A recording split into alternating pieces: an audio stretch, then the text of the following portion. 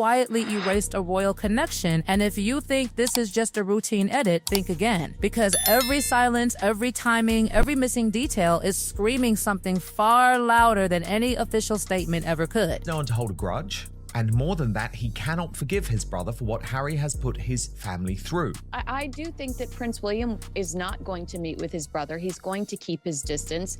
It was Omid Scobie that accused Catherine, the Princess of Wales, of racism in the Dutch version of Endgame. It was just a few weeks ago that Meghan sent a nasty internet troll, a harsh critic of Catherine, a as ever goodie basket. Charles is not the pushover that the press seems to think he is, and that they're trying to present him as being.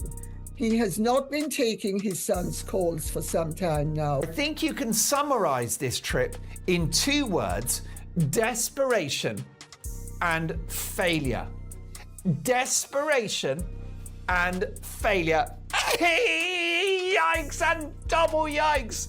Desperation and failure, my goodness. Meghan is someone who's desperate for fame. She's desperate for recognition. She's desperate for money, of course, and status. Now, isn't that? Harry was always, shall we say, the one that was difficult, always wanting to mess around, an attention seeker, many might say. For years, this tiny detail sat there in plain sight, almost too ordinary to question and yet impossible to ignore. If Prince Harry and Meghan Markle had truly stepped away, truly cut ties, truly chosen a completely different life across the ocean, then why were they still there? Why did their profiles continue to exist, quietly breathing on the royal family's official website like ghosts of a role they supposedly abandoned? It didn't make sense. And when something doesn't make sense in a world as controlled as the monarchy, you don't dismiss it, you dig deeper. Because nothing in that institution is accidental. Not placement, not wording, not even a comma. Yeah, because there is no money.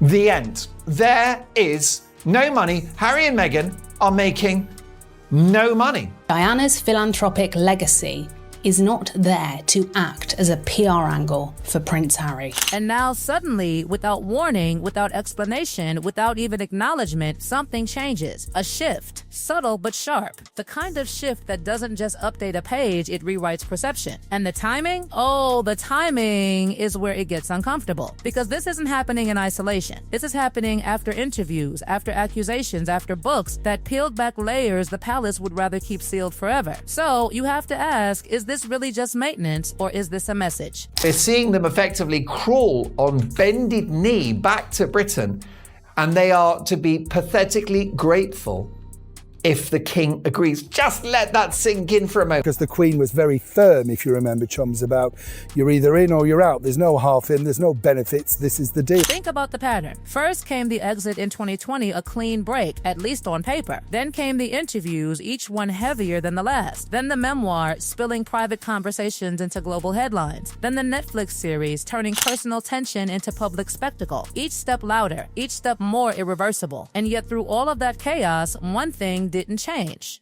That page, that official presence, that lingering connection, almost like a thread that refused to snap until now. One big club insiders. I have long said the establishment are still protecting Prince Harry. At this point, I would argue, did he ever really leave? Believes his brother crossed a line in both his 2021 interview with Oprah Winfrey and his autobiography Spare, in which he shared, among other things, intimate details about his and Meghan's relationship with Kate Middleton, the Princess of Wales. Either you're in or you're out. That wasn't just a statement, it was a line drawn in stone. No half roles, no blurred identities, no selective royalty. And yet, for years, reality didn't fully match that rule. The presence remained. The symbolism stayed intact, which is why this recent change feels less like a simple update and more like a delayed correction, like something that should have happened earlier but didn't. And now, finally, it has. But why now? Why not then? Because timing in the royal world is never random. It's calculated, measured, surgical, and when something happens quietly, without a press release, without a speech, without even a whisper from Buckingham Palace, that's when you should pay the most attention. Because silence here isn't absence, it's strategy. He is not allowing Harry to make hay while the sun shines and take advantage. And if he sees Harry, if he sees Harry, and if he sees the children, it's my understanding is it's going to be in very limited, constricted terms. The difficulty now is, and this is the bit of fighting between William and His Majesty the King, is will they crumble? Let me explain. And let's not pretend this exists in a vacuum. Behind the polished walls, behind the ceremonies and handshakes, there's a history now. A heavy one. Lines crossed, words spoken, trust fractured in ways that don't just disappear because cameras stop rolling. When private details become public currency, when family becomes content, the consequences don't just fade. They settle. They harden. So what does it mean when the palace adjusts something as symbolic as an official profile? Is it distancing? Is it redefining? Or is it something even colder? Acknowledgement that the gap is no longer temporary, it's permanent. Because here's the part no one wants to say out loud. Visibility equals legitimacy. Being on that website wasn't just about information. It was about presence, recognition, a subtle but powerful reminder that no matter what had happened publicly, there was still a place, however complicated, within the structure. And removing or altering that, that's not just technical, that's psychological. Now layer in the speculation. A possible UK visit, rumors of reconciliation, headlines suggesting doors might reopen, and right in the middle of all that, this change appears, almost like a contradiction, almost like two different stories being told at once, one suggesting hope, the other suggesting closure. So which one is real? Because here's the uncomfortable truth, both could be, and that's where the tension lives, not in what's confirmed, but in what isn't, not in what's said, but in what's carefully left unsaid. Behind palace doors, decisions aren't impulsive, they're agreed upon, discussed, approved, which raises another question. Was this a single decision or a unified stance? Because if it's the latter, then this isn't just about a website. It's about alignment. It's about a shared position. And if father and son, king and heir, are thinking the same way, then what does that mean for what comes next? Because the real story isn't the update. The real story is what the update reveals. And right now, it's revealing just enough to raise questions, but not enough to answer them. And that's exactly how the palace likes it.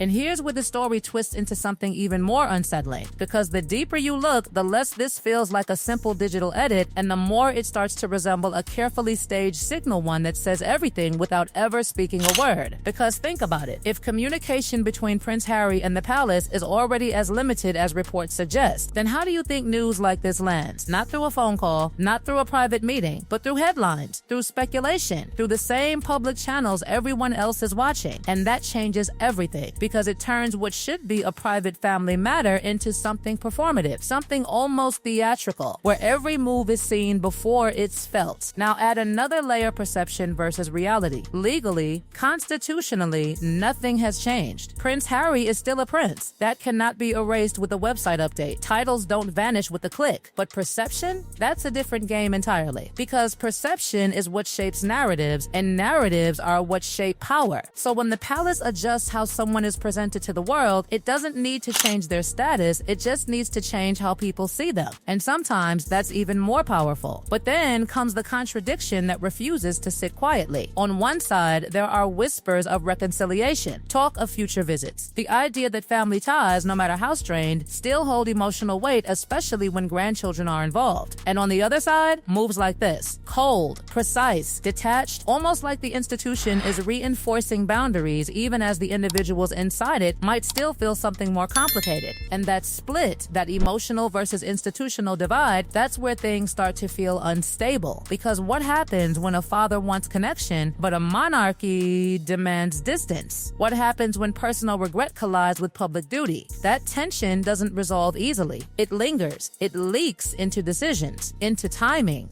into moments like this that seem small on the surface but carry enormous symbolic weight underneath. And then there's the question of motive, the one question no one can answer but everyone keeps circling. Is this about control, about protecting the monarchy's image after years of public scrutiny? Or is it about something quieter, something more final? A recognition that the relationship as it once existed simply doesn't exist anymore. Because if that's the case, then this isn't just an update, it's an acceptance. And acceptance can be far more permanent than conflict. But just when you think you're getting close to understanding it, the story throws another curve, because nothing about this situation is clean. There are still business ventures tied to public identity, still projects that draw attention precisely because of that royal connection, still headlines that link everything back to the same central tension. So even if the palace is stepping back, the connection itself refuses to disappear. It lingers in every interview, every appearance, every new announcement, almost like a shadow that can't be outrun. And that's what makes this so complicated.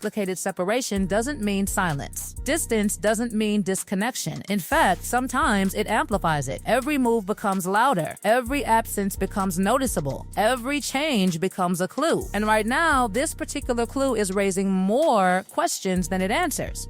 Because if this really is a unified decision, if both King Charles and Prince William are aligned, then what you're looking at isn't a temporary adjustment. It's direction, a trajectory, something that points forward rather than backward. And if that direction continues, then the future of this relationship isn't about reconciliation, it's about redefinition. But here's the part that keeps the tension alive. Nothing is confirmed. No official explanation. No direct statement. Just silence. And in the world of the monarchy, silence is never empty. It's deliberate. It's calculated. It's designed to let speculation fill the gaps while the institution stays untouched. So what are we really seeing here? A quiet reset? A subtle distancing? Or the beginning of something much bigger that hasn't fully revealed itself yet? Because one thing is certain, this story isn't closing. It's shifting. And every shift brings a new layer, a new question, a new piece of a puzzle that still refuses to come together. And until it does, every update, every absence, every carefully controlled silence will feel less like coincidence and more like a message waiting to be understood.